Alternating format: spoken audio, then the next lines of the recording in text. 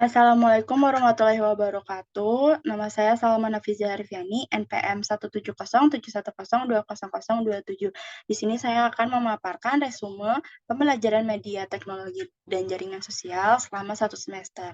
Yang pertama, tentang perspektif teori dalam sosiologi media dalam buku Sosiologi Media Perspektif Teori Kritis oleh Nengah Bawa Atmaja. Yang pertama tentang teori fungsionalisme struktural. Jadi teori fungsionalisme ini memiliki asumsi bahwa masyarakat adalah sistem organisme yang melibatkan hubungan antar manusia. Hubungan tersebut terikat oleh superstruktur ideologi di mana unsur dalam masyarakatnya adalah nilai-nilai dan norma-norma. Apapun unsur kebudayaan adalah fungsional sepanjang kontribusi bagi pemertahanan integrasi sosial. Masyarakat terdiri dari individu-individu sehingga pencapaiannya meliputi integrasi sistem organisme individu seperti kebutuhan fisik, psikologis, maupun sosial. Jika unsur kebudayaan itu gagal menjalankannya, maka terjadilah disfungsional. Pun jika berhasil, maka disebut fungsional.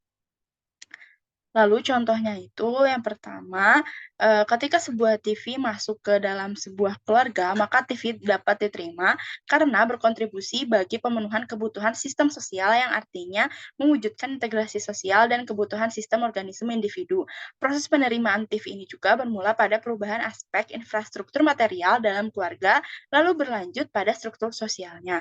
Lalu yang kedua ada teori konflik. Teori konflik ini memiliki asumsi bahwa masyarakat terdiri dari individu-individu yang memiliki kepentingan masing-masing. Manusia dapat dikategorikan sebagai makhluk yang egois dan serakah karena selalu ingin memiliki sesuatu yang dianggap berharga melebihi yang dimiliki oleh orang lain. Hal tersebut berdampak pada kehidupan masyarakat yang berhadapan dengan situasi oposisi dan konfliktual. Buhari 2014 mengatakan bahwa hubungan antar etnis dapat berdiferensiasi, bisa dibagi menjadi kelas mayoritas dan kelas minoritas, sehingga melahirkan politik identitas. Diferensiasi berdasarkan usia pun dapat terjadi. Pemilihan terbagi menjadi orang tua dan anak-anak. Bagaimanapun bentuk diferensiasi pada struktur sosial berujung pada perbedaan kepentingan masing-masing yang berpeluang memunculkan konflik. Lalu teori yang ketiga adalah teori interaksionisme simbolik. Teori interaksionisme simbolik ini melihat masyarakat sebagai interaksi sosial yang mempertukarkan makna lewat suatu hubungan komunikatif. Masyarakat sebagai struktur sosial merupakan pertukaran makna dengan menggunakan media atau teknologi komunikasi sebagai salurannya. Dengan demikian, maka makna dalam media mengkonstruksi tindakan manusia dalam struktur sosial. Pengkonstruksian ini bergantung pada bagaimana manusia menafsirkan makna suatu pesan pada sebuah media dalam suatu interaksi sosial. Begitu pula tindakan manusia terhadap suatu media pilihan atau penggunaan media. Apakah mereka menggantikan TV-nya dengan TV baru? Tidak hanya karena kefungsionalannya, tetapi bergantung pada pemakaian lewat penafsirannya. Lalu yang selanjutnya ada teori dramaturgi. Teori ini mengemukakan bahwa masyarakat adalah ibarat panggung depan dalam permainan sandiwara. Manusia bermain di panggung depan bentuk interaksi sosial dengan status dan peran yang berbeda-beda. Permainan mereka terikat oleh motif atau tujuan. Masyarakat dibaca pada struktur ideologi atau struktur sosial yang diibaratkan dengan skenario. Gagasan tersebut memberikan pemahaman yang lebih luas terhadap pemakaian atau pemilihan media yang digunakan oleh masyarakat sebagai aktor di atas panggung. Contohnya adalah masyarakat yang menggunakan merek HP tertentu. Pertimbangan mereka bukan hanya dari fungsional untuk melancarkan pertukaran makna dan interaksi sosial, namun digunakan juga sebagai aksesoris bagi penampilan diri di panggung atau istilahnya sebagai simbol diri seperti jenis kelamin, usia, atau bahkan kelas sosial. Yang terakhir ada teori kritis. Teori kritis milik Lubis 2015, pendekatannya multidisiplin dan berupa teori tunggal. Lubis menambahkan 2 teori kritis lagi, yaitu postkolonial dan multikulturalisme. Fiske 2012 memiliki 2 pandangan. Pertama adalah pandangan transmission. Pandangan transmission memiliki asumsi bahwa komunikasi merupakan proses penyampaian pesan dari komunikator kepada komunikan. Kedua adalah pandangan generating atau exchanging of meaning. Pandangan tersebut memiliki asumsi bahwa komunikasi adalah pertukaran dan pembentukan makna. Komunikator atau komunikan tidak seperti pada pandangan transmission, melainkan bertukar makna pesannya juga. Disimpulkan bahwa transmission ini berpandangan bahwa komunikasi adalah proses pertukaran pesan yang sifatnya statis, mekanistis, dan linier. Sedangkan generating berpandangan bahwa komunikasi sebagai proses pertukaran yang sifatnya dinamis, interpretatif, dan interaksional kontemporer. Pengusaha terikat pada media memiliki dua bentuk, yaitu keterikatan secara langsung dengan cara mereka bergerak dalam bisnis medianya seperti surat kabar atau TV, dan keterikatannya tidak langsung dengan cara memakai media sebagai sarana untuk meningkatkan bisnisnya. Dalam tingkat nasional terdapat ideologi dominan seperti ideologi patriarki dan ideologi gender. Ideologi tersebut dapat bersembunyi di balik ideologi global. Negara kapitalis dan pengusaha memanfaatkan media untuk mengambil keuntungan bagi perusahaannya. Selain itu, ada pula ideologi nasional yaitu Pancasila. Tanpa disadari, pemerintah mendukung negara kapitalis karena negara menjadi terlihat tidak netral, serta mendukung ideologi global. Dengan begitu, dampaknya adalah ideologi global yang tersembunyi di suatu media akan masuk ke kelompok sosial dan negara.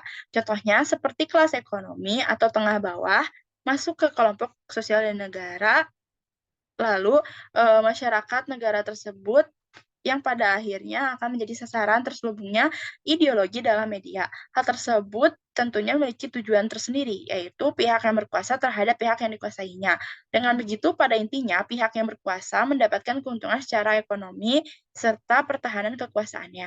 Gagasan tersebut menggambarkan bahwa paradigma teori kritis ini memfokuskan pada makna yang terdapat dalam media. Itu tidaklah tunggal atau monofungsi, melainkan multimakna dan multifungsi, di mana menyesuaikan dengan kepentingan pihak-pihak yang berkomunikasi dalam struktur sosial. Pemaknaan kelas atas tujuan akhirnya untuk mempertahankan posisinya di dalam kelas sosial. Namun, kelas bawah pun dapat melakukan perlawanan terhadap kelas atas. Dengan begitu, media secara ideal tidak hanya dapat dilihat dari makna denotatifnya saja, makna konotatif juga perlu menjadi perhatian penting.